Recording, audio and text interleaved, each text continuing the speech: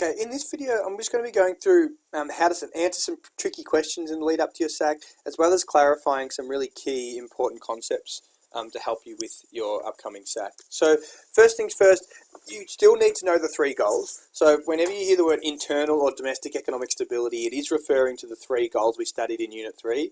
So strong and sustainable growth, low inflation, and full employment. And it's important that you know those goals really well.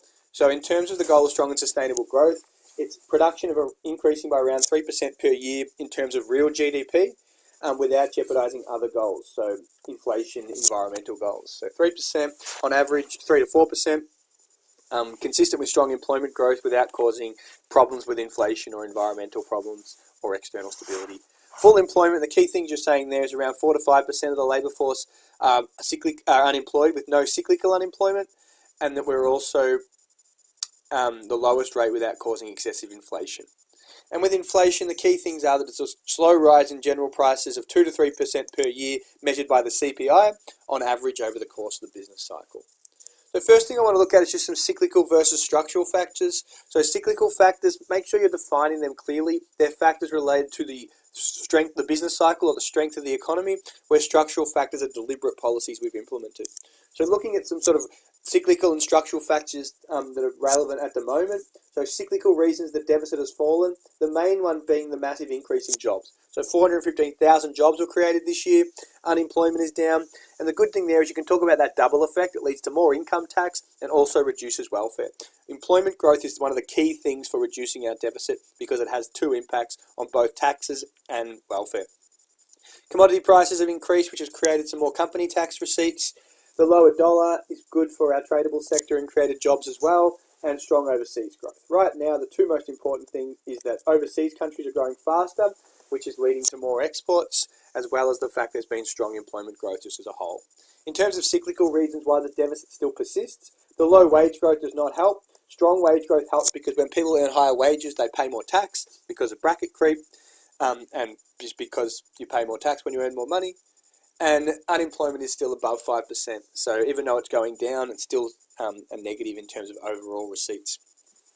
Discretionary policies reducing the deficit, all the contractionary stuffs we've had in the last couple of years. So the multinational tax, the HEX repayments, so the fact you have to pay it back quicker, and the fact they've increased them by 7.5%, the crackdown on welfare, and that includes all the stuff from the data matching to get money back, the making it harder for people on drugs, making it harder for migrants, those with outstanding fines, all these people having to pay more tax, and the crackdown on the black economy, so the fact you can't pay for stuff more than $10,000 in cash and things like that.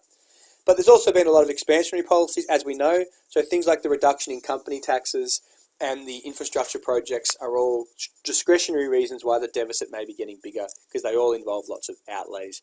Even though infrastructure creates jobs, overall there's still a lot of spending by the government. As I said in class, 415,000 jobs were created in 2017, all really good for the budget.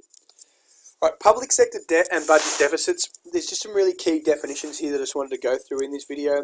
So this question here is distinguish public debt from private debt and outline how a budget deficit is likely to impact on net public debt. So net is always minus something, but it's really important to recognise that how to define these terms. So there's two answers here. The black one is one answer and the blue writing is the second answer. The blue writing is the better one, and I'm just going to point out what's better about the second answer than the first one.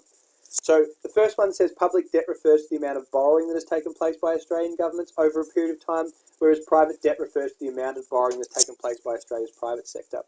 Okay, when you're doing that, because when you're talking about debt, you're talking about debt at a particular point in time.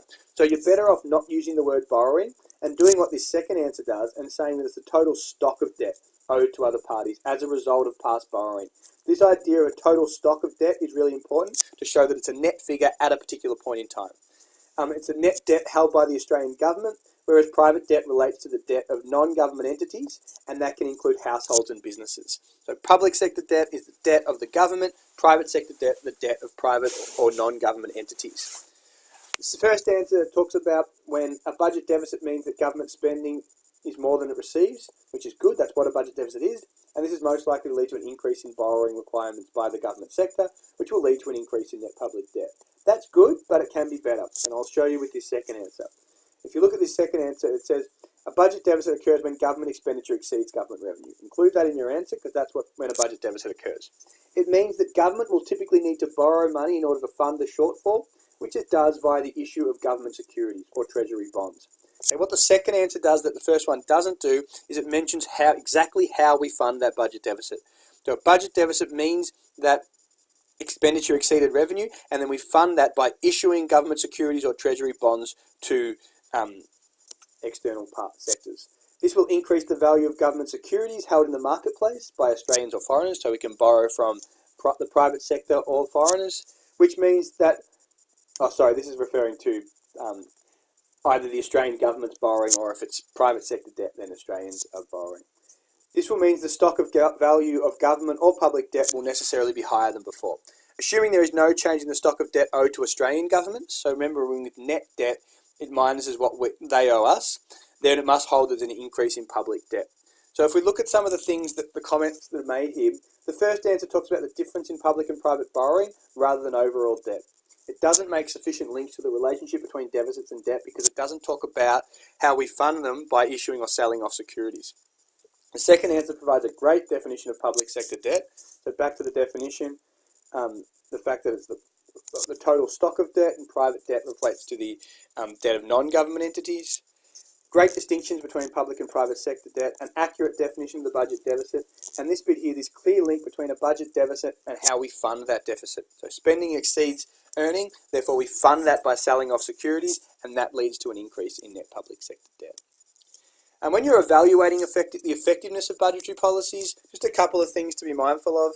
You may get asked about whether policies have had their desired effect. So for example, like cut in income taxes or cut in company taxes, are they having their desired effect at the moment in trying to stimulate growth?